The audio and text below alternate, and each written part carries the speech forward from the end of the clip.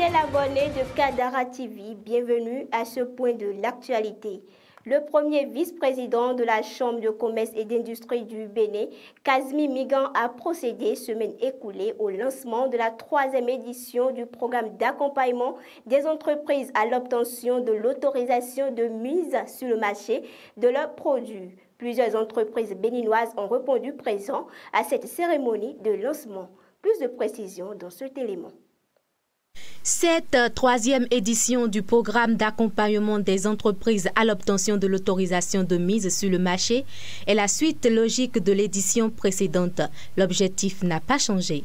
Avec tous les acteurs de l'écosystème entrepreneurial, à œuvrer à la construction d'une communauté d'affaires dans le parcours des promoteurs de produits locaux au regard du nombre de plus en plus grandissant de demandeurs de cet accompagnement. Kazmi Migan, fier de la prise de conscience remarquable observée chez les promoteurs de produits locaux, les invite à se conformer aux exigences de mise sur le marché. Le respect des exigences réglementaires de mise sur le marché des produits agroalimentaires, cosmétiques et compléments alimentaires est un devoir, voire une obligation pour tout acteur économique désirant s'investir dans la production de biens de consommation à usage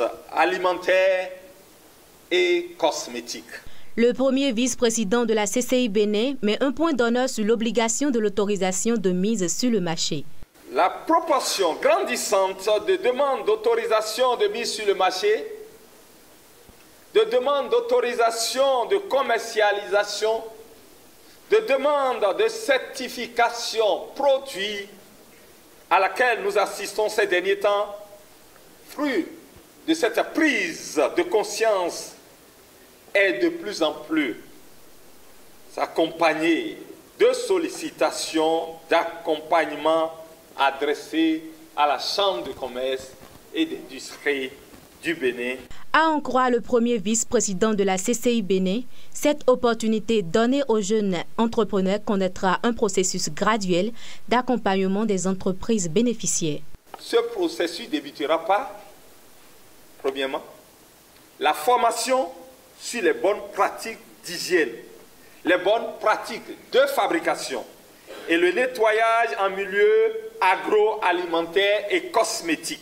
Soulignons que pour cette 3e édition, la CCI Bénin offre un appui technique aux promoteurs lors des coachings personnalisés pour la mise aux normes de leurs unités.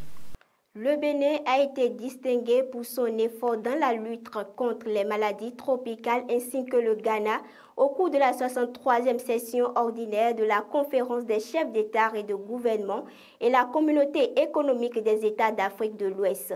Notons que les maladies tropicales sont celles que l'on rencontre seulement ou principalement sous les tropiques. Il s'agit des maladies infectieuses qui sévissent sous des climats chauds ou humides. L'Union économique et monétaire ouest-africaine a annoncé la levée de la suspension du Mali de ses organes et institutions décidées en janvier 2022 pour sanctionner l'intention du régime militaire de se maintenir au pouvoir encore plusieurs années. Cette décision a été prise lors de la session extraordinaire qui s'est tenue week-end écoulé en Guinée-Bissau.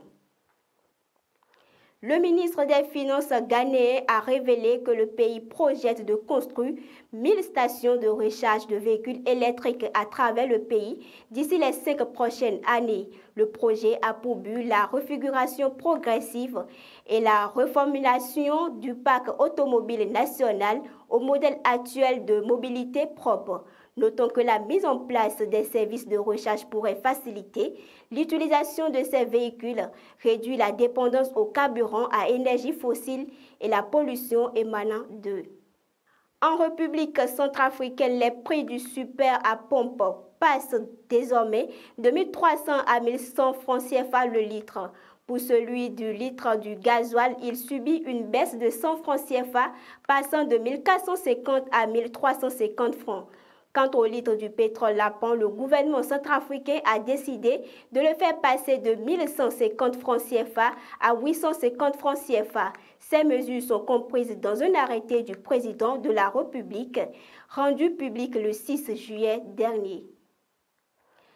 Le comité exécutif du programme des ponts commerciaux arabo-africains, un programme interrégional multidonateur, a annoncé dans un communiqué récemment rendu public qu'il allait mobiliser 1,5 milliard de dollars pour lutter contre l'insécurité alimentaire en Afrique et dans le monde arabe. L'ATB, qui vise à soutenir les flux commerciaux et les investissements entre les pays arabes et africains, a également précisé que son initiative décidée à la lutte contre l'insécurité alimentaire s'accumule autour de 4 piliers que sont le commerce, l'investissement, l'assurance et les infrastructures.